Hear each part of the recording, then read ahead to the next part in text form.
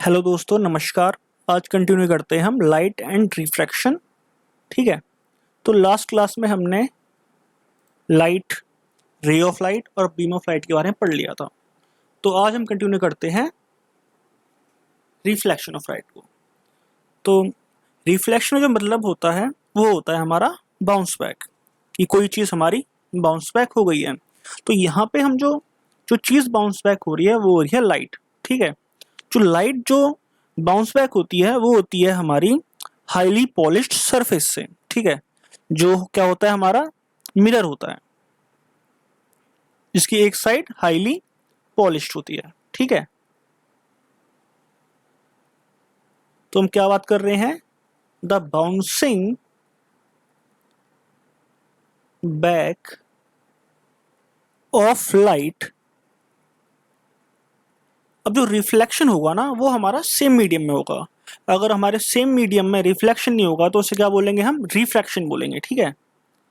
अगर same medium है तो हमारा रिफ्लेक्शन है। तो the bouncing back of light in a same medium, the bouncing back of light in a same medium after striking the surface. ठीक है। Surface strike होने के बाद तो रिफ्लेक्ट होगा। The bouncing back of light in a same medium after striking the surface is called reflection of light. ये तो होगी हमारी basic definition, reflection of light. अब थोड़ा सा इसका डायग्राम देख लिया जाए तो हमारी एक बीम है जो इंसिडेंट हुई है। ठीक है। ये सोचो हमारी बीम है, ये इंसिडेंट हुई है यहाँ पर और रिफ्लेक्ट होने के बाद ये चली गई है ऐसे। ठीक है। तो जो रे आई है उसे बोलते हैं हम इंसिडेंट इंसिडेंट रे। ठीक है। और जो रिफ्लेक्ट हुई है उसे बोलते हैं हम रिफ्लेक्टेड रे।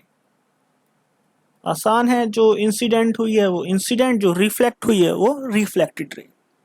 अब इसमें टर्म कौन कौन से आते हैं, टर्म समझने के लिए सबसे पहले हमें सरफेस पे क्या बनाना पड़ेगा, नॉर्मल बनाना पड़ेगा। नॉर्मल क्या होता है, 90 डिग्री एंगल होता है। यहाँ पे रिफ्लेक्ट हुई तो यहाँ पे हम नॉर्मल बनाएंगे एक। ठीक है।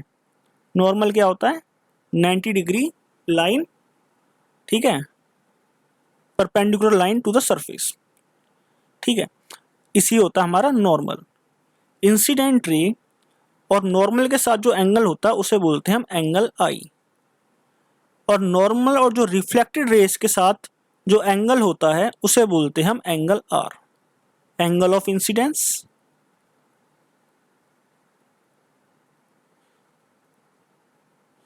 और एंगल ऑफ रिफ्लेक्शन।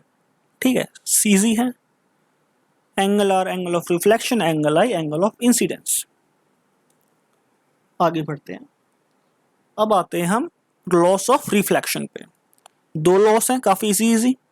पहला लॉ क्या कहता है, जो एंगल आई होगा वो बराबर होगा एंगल आर के। मतलब angle of incidence is equal to the angle of reflection. मतलब ये वाला जो एंगल है एंगल आई वो इक्वल किसके होगा, एंगल आर के। ठीक है। दूसरा लॉ क्या कहता है कि जो इंसिडेंट रे होगी, रिफ्लेक्टेड रे होगी,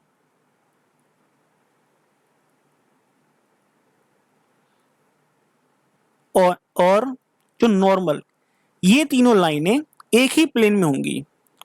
all lie on same plane. ठीक है। काफी आसान सी बात है। सेम प्लेन क्या होता है, 2D सरफेस होता है। मतलब ये तीनों जो लाइनें होंगी वो एक ही प्लेन पे होंगी। ठीक है। तीनों लाइनें एक ही सरफेस पे होंगी। ये सेकंड लॉ है। आगे बढ़ते हैं हम रेगुलर सरफेस। अब रेगुलर सरफेस क्या होता है, रेगुलर रिफ्लेक्शन।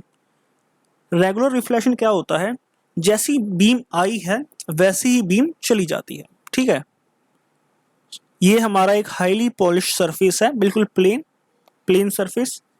ठीक है। इस पर एक पैरेलल बीम ऑफ लाइट आई है, ठीक है।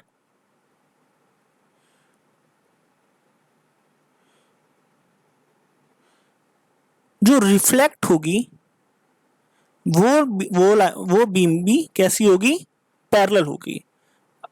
अगर parallel beam of light incident हुई है तो जो रिफ्लेक्टेड बीम भी कैसी होगी, पैरेलल बीम होगी, ठीक है। पैरेलल आई है तो पैरेलल ही जाएगी। इसकी डेफिनेशन क्या लिख सकते हैं हम, when a beam of parallel rays, ठीक है, when a beam of parallel rays falls on a smooth and highly polished surface,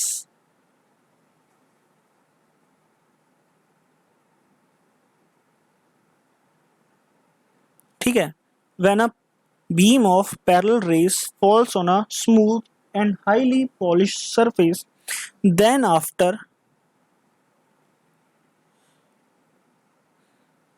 reflection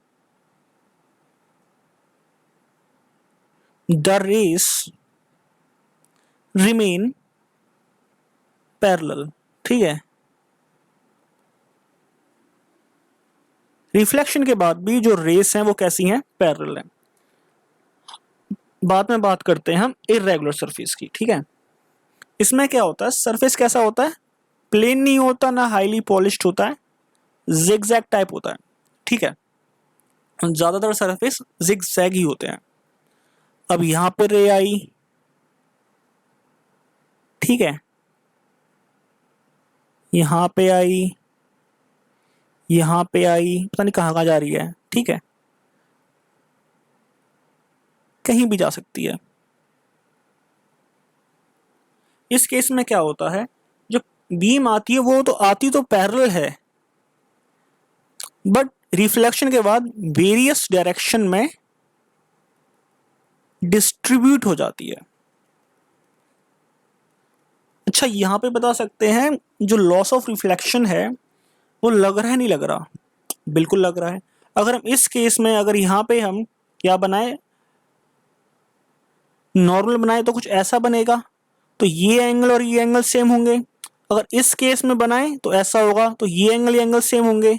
इस केस में भी जो लॉस ऑफ रिफ्लेक्शन होंगे वो क्या होंगे, हमारे वैलिड होंगे। रेगुलर केस में, इरेगुलर केस में लॉस ऑफ रिफ्लेक्शन क्या होते हैं, वैलिड रहते हैं, ठीक है, वैलिड है दोनों केसेस में। इसमें डेफिनेशन क्या लिख सकते हैं हम, सेम जो वहां पे लिखी थी हमने, बस हल्का सा हमें चेंज करना है। यहां पे लिख सकते हैं when a beam of light,